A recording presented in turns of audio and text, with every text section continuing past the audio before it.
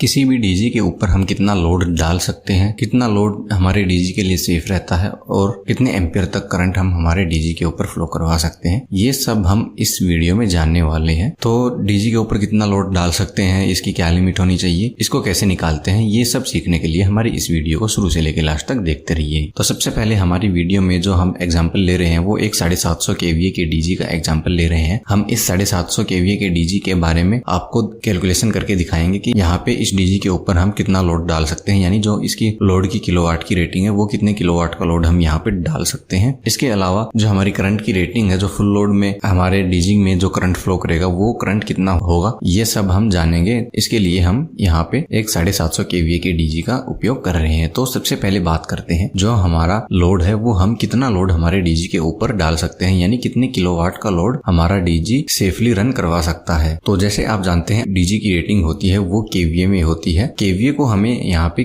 Kilowatt में बदलना पड़ेगा। अब केवीए को किलोवाट में बदलने के लिए आसान सा फॉर्मूला है, आपको यहाँ पे केवीए को पावर फैक्टर से मल्टीप्लाई करना होगा। तो ऐसे में जो हमारा किलोवाट है वो यहाँ पे निकल के आ जाएगा। इसके लिए हम यहाँ पे जो पावर फैक्टर है वो 0.8 मान के चलते हैं। जो हमारे डीजी है उनका लगभग सबका जो पावर फैक्टर होता है वो 0.8 का ही होता है। तो यहाँ पे हम 750 को 0.8 से मल्टीप्लाई करते हैं तो जो हमारा आंसर यहाँ पे निकल के आता है वो 600 किलोवाट का आता है। यानी जो हमारा 750 kVA का डीजी है उस पे हम 600 किलोवाट का लोड डाल सकते हैं। ये हमारे डीजी का 100% लोड हो गया है। लेकिन हमारी कोई भी इलेक्ट्रिकल की मशीन है उससे जो काम लेते हैं वो हम 100% कभी भी नहीं लेते। अगर हम उससे 100% काम लेते हैं तो उसकी जो एफिशिएंसी है वो सही नहीं रह पाएगी, यानी इसकी एफिशिएंसी डिक्रीज हो जाएगी। इसके अलावा जो इसकी लाइफ है वो भी ज्यादा लंबी नहीं होगी, हमारी मशीन की लाइफ भी बहुत ही कम हो जाएगी। तो ऐसे में जो हमारी मशीन है उनके ऊपर चाहे लोड डालना हो गया या उनसे काम लेना होगा वो सिर्फ 80% की लिमिट को लेके ही करते हैं। अब यहाँ पे हमारा जो 600 किलोवाट लोड आया है इसको अब हमें 80% में निकालना होगा। इसके लिए हम 600 मल्टीप्लाई 80 डिवाइडेड बाय 100 ऐसे करेंगे तो जो हमारा 80% लोड है वो निकल के आ जाएगा। तो जो 600 का 80% है वो 480 किलोवाट हमारा यहाँ पे आ गया है। इसको सिंपली निकालने के लिए आप 600 को 0.8 से मल्टीप्लाई भी कर सकते हैं। तो ऐसे में भी हमारा जो 80% है वो निकल के आएगा। तो यहाँ पे हमारा जो 600 किलोवाट का लोड था इसका जो 80% होता है वो लगभग 480 किलोवाट बनता है। तो ऐसे में जो हमारा ये 750 kVA का डीजी है इस पे हम सिर्फ 480 किलोवाट का लोड ही डाल सकते हैं। अगर इससे ज्यादा लोड हम इस डीजी के ऊपर डालेंगे तो हमारा जो डीजी है वो प्रॉब्लम क्रिएट करना शुरू कर देगा। तो ये तो किलोवाट में कितना लोड हम डीजी के ऊपर डाल सकते हैं उसको कैसे निकालते हैं, और अब आपको बताते हैं जो एम्पियर की रेटिंग है हमारे डीजी की वो कितनी होगी, यानी कितने एम्पियर का करंट हमारे डीजी पे फ्लो कर सकता है वो हम अब निकाल के बताते हैं। तो यहाँ पे जो करंट निकालने का फॉर्मूला है वो पावर हमारी वाट में होनी चाहिए डिवाइडेड बाय √, की वैल्यू जो कि 1.732 होती है, मल्टीप्लाई वोल्टेज और मल्टीप्लाई पावर फैक्टर। हम यहाँ पे वोल्टेज 415 वोल्ट मानते हैं और जो हमारा डीजी का पावर फैक्टर होता है वो जैसे अभी हमने बताया था वो 0.8 ही होता है। तो अब इन वैल्यू को हम फॉर्मूले में पुट करके देखते हैं। तो 750